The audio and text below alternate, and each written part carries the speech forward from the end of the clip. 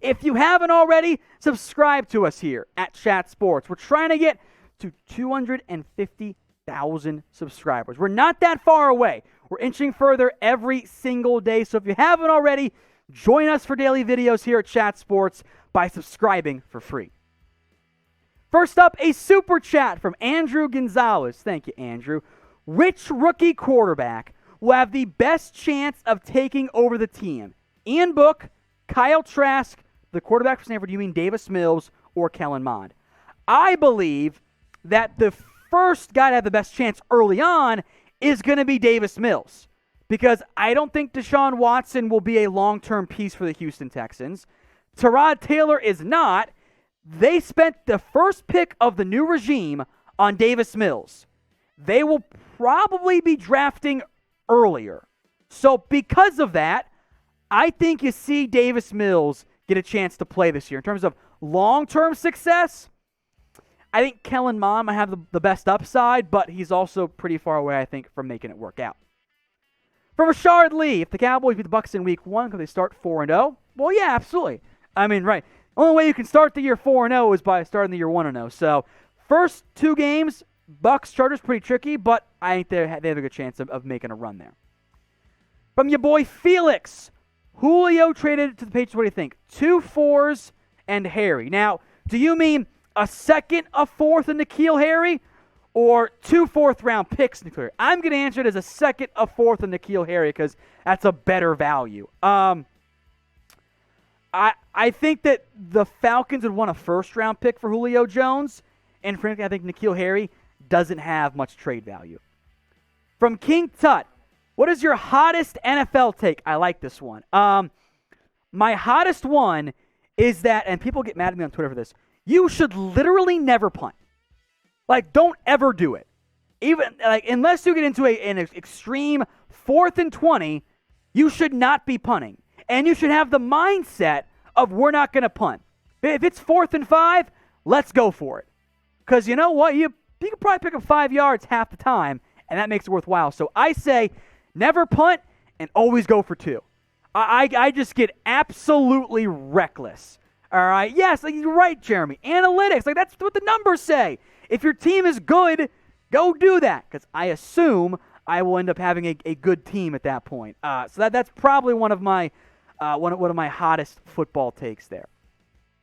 All right, from Doom, what running backs will be top 5 fantasy pointers? So we'll go PPR, since that's what most of you guys play.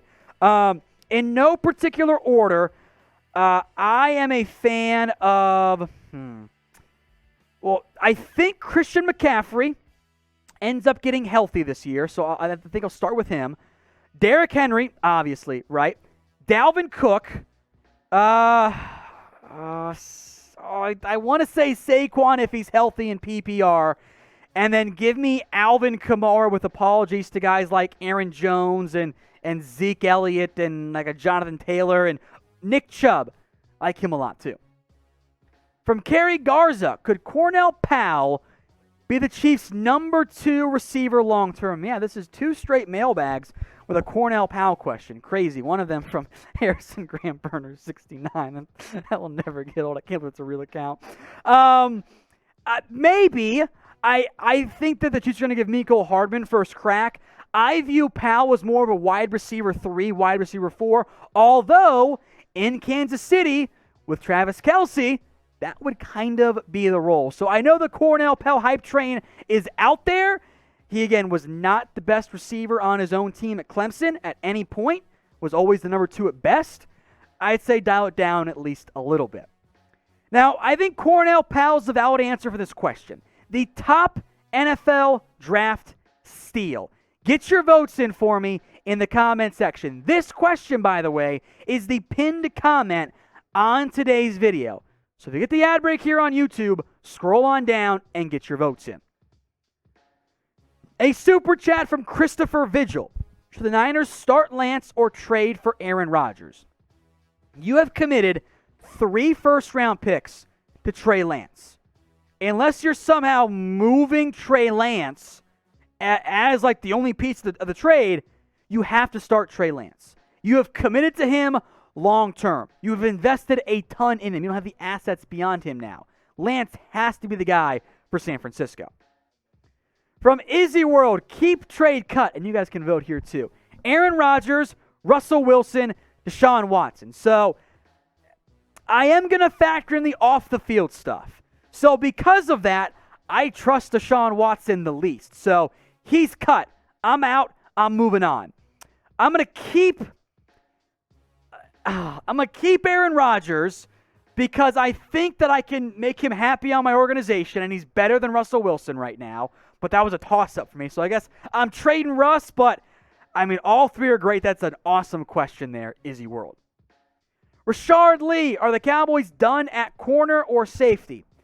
I mean, if there's an injury, probably not, but there's a numbers game at corner. There's too many guys on the roster already for it to work out to add somebody else without cutting somebody. So, safety, I would love to not be done, but they are always done, it seems, at the safety position. Michael Kerr, Ertz for Hicks. That's Zach Ertz, the Eagles tight end, for Jordan Hicks, the Arizona Cardinals linebacker. I think it makes some sense. Fills a need kind of for both teams. Hicks has familiarity over in Philadelphia. I would say that the Jordan Hicks trade value is a little bit higher right now than the Zach Ertz trade value. So I think Philly might have to throw in a draft pick, especially if there's a bidding war for Hicks, because there's not a war at all for Zach Ertz. But I think the framework there is possible for a deal to go down. Again, help us get folks to 250,000 subscribers. We are a little under 3,400 by the time you watch it, probably closer to 3,000 subscribers away. If you haven't already, hit the big red button. Subscribe. We have free videos. That is it. So all you have to do is hit that big red button, turn those notifications on, and don't miss anything here at Chat Sports. From Richard Petzoldt, did I get that wrong? If I mispronounced your last name, I'm terribly sorry. Do you think last season was an aberration for the Vikings considering they lost the entire defense? I think that is what the organization believes. But if the defense doesn't get better, I don't know if it's going to be an aberration or if that means the defense will continue to struggle. So I think they'll bounce back. We'll just see by how much, though. From Howard Stender, is Aldon Smith going to play for Seattle this year? Great question. I don't know. Again, Seattle's going to let that legal process play out. It is another in a very long line of incidences for the Seattle Seahawks and for Aldon Smith in particular. So that makes things kind of tricky from that perspective. So I don't know if that's what's going to happen long term for Aldon Smith in Seattle. It's a wait-and-see process as we sit right now. From Warren Rose, do the Broncos need to sign another receiver like D.D. Westbrook after the Deshaun Hamilton injury? I say no. Look, it seemed like Denver was actually going to find a trade partner for Hamilton, which sucks that he got hurt. But the reason why Hamilton was on the block is because he wasn't going to play that much. Like, you have Cortland Sutton. You have Jerry Jeudy. You still have KJ Hamler, Tim Patrick as well. What role is D.D. going to play for you? Is he going to make Patrick or Hamler receiver 5? If so, what's the point? You don't want to spend money at wide receiver 5. That is a backup role. If someone gets hurt, sure. But Hamilton was already on his way out. You don't need to replace him if you're Denver. Now I want you guys in the comment section to name a player that you want your team to sign. Head on down there and get your votes in for me in the comments section. Any free agent, and maybe include your favorite team as well. That way we know who it is you're talking about. From Robert Bruce, hello Tom, hello Sam, great job. It's actually producer Jeremy today. Well, that's okay. It's only producer Sam, I get it. Great job, fellas. Do you think Mac Jones, when the quarterback wins the quarterback job outright and becomes the starter this year? I think at some point, unless Cam Newton balls out, that Mac Jones will be the starter at some point in year one for New England. From James, and this is going to trigger the hell out of every Dolphins fan watching, does Jacoby Brissett have any legitimate chance of starting over Tua if Tua gets hurt? Otherwise, the answer is no. It is Tua's job, And he's not going to give it up unless he gets hurt or it is a complete disaster, which I don't think it's going to be in year 2. From Bobby Ray, when will Justin Fields take over? The Bears have a decent team around him, but a tough division. At some point, unless Andy Dalton plays out of his mind, it's going to be Fields. You move for him in round 1. You have Dalton. You don't have to rush him in. I know what Matt Nagy's saying right now. Nothing he says matters until like August or September. Because what else is he going to say? Oh, yeah, we're sitting Dalton? No, of course not. So Fields will take over at some point this year. Is it week 1, week 5, week 10? I'm not sure yet. From Bill Lambert, who do you think will be in the Super Bowl, getting you on the record early? God, I have not thought about this very much. Coward answer in the AFC. Give me Kansas City. It's boring, I know, but it happens all the time. In the NFC, I don't think the Bucs are going to find a way to make it back. If Aaron Rodgers plays for the Green Bay Packers, give me Green Bay. If it's not Green Bay, God, it's such a tough division. What's that, producer Jeremy? Oh, I apparently I am contractually obligated to say the Cowboys. It's not going to happen, but apparently that's what I have to say here. From Carroll Morrison, any chance the Seahawks bring back either Richard Sherman or KJ Wright? So I think the news of Darrell Taylor getting a lot of work at the Sam linebacker spot reduces the possibility of a KJ Wright return to Seattle. I think that means they don't plan on him coming back. Richard Sherman, meanwhile, again, same type of setup there. I'm surprised both are unsigned in the middle of May at this point, but I think in the end for Sherman, it's a numbers game at corner. So in the end, I was feeling better about KJ Wright. Now, I'm not so sure. So who do you think ends up signing first? Get your votes in for me in the comment section. Type KW for KJ Wright or type in RS for Richard Sherman. Get your votes in right now.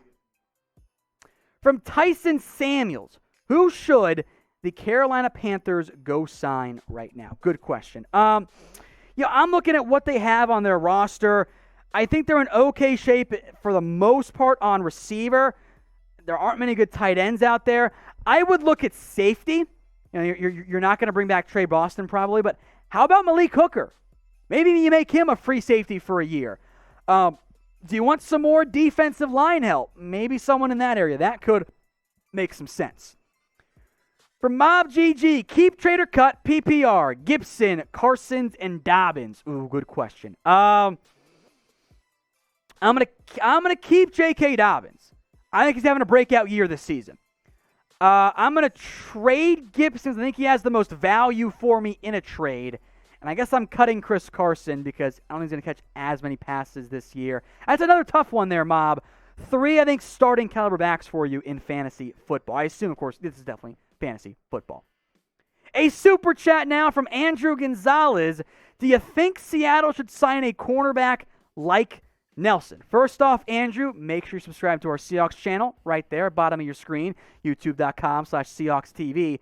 Again, corner is a need for Seattle, but the numbers do not add up. I would have signed Nelson over a guy like Pierre Desir, but I think that, for where Seattle's at right now, in terms of their roster, that does not really make any sense for Seattle. I think they have enough corners to compete with right now that they're going to have to look at a different position. And Nelson himself will look elsewhere for more playing time in the end. From your boy Felix, Tom, are the Patriots Super Bowl contenders if they get Jones and Mack or Cam balls out? I mean, if the quarterback has a breakout year, and let's say it's like top 15, top 10 quarterback play, somewhere in that range, and they get Julio Jones, the defense coming back, yeah, I would say probably at that point. From Gray Matter Sports, better fit for the Lions, Boston or Hooker? If the medical checks out, which I don't think it has, give me Malik Hooker. Because I don't think it has at this point, however, I'm going to go with Trey Boston. I think that makes more sense in the end for the Detroit Lions.